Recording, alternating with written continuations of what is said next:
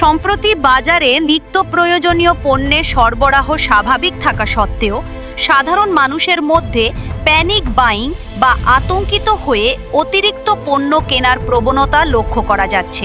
বিশেষ করে জ্বালানি তেলের ক্ষেত্রে এই প্রবণতা আশঙ্কাজনক হারে লক্ষ্য করা যাচ্ছে।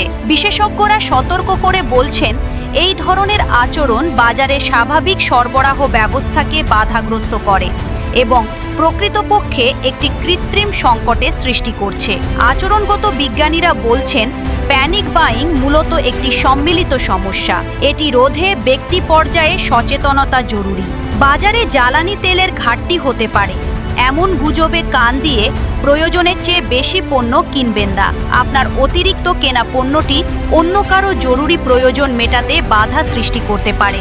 একসাথে সবাই মিলে অতিরিক্ত কেনাকাটা শুরু করলে সরবরাহ চেইন ভেঙে পড়ে এবং অসাধু ব্যবসায়ীরা দাম বাড়ানোর সুযোগ পায়। ধৈর্য ধারণ করা এবং স্বাভাবিক কেনাকাটা বজায় রাখা একজন সুনাগরিকের অন্যতম দায়িত্ব।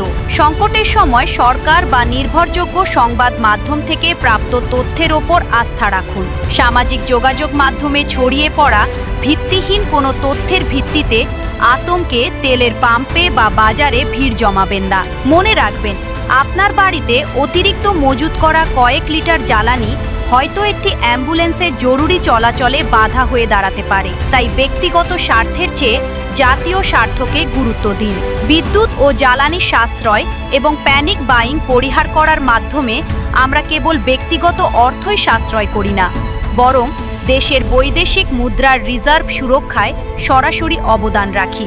আমাদের ছোট ছোট সুশৃঙ্খল অভ্যাসই পারে একটি বড় জাতীয় সংকট থেকে মুক্তি দিতে।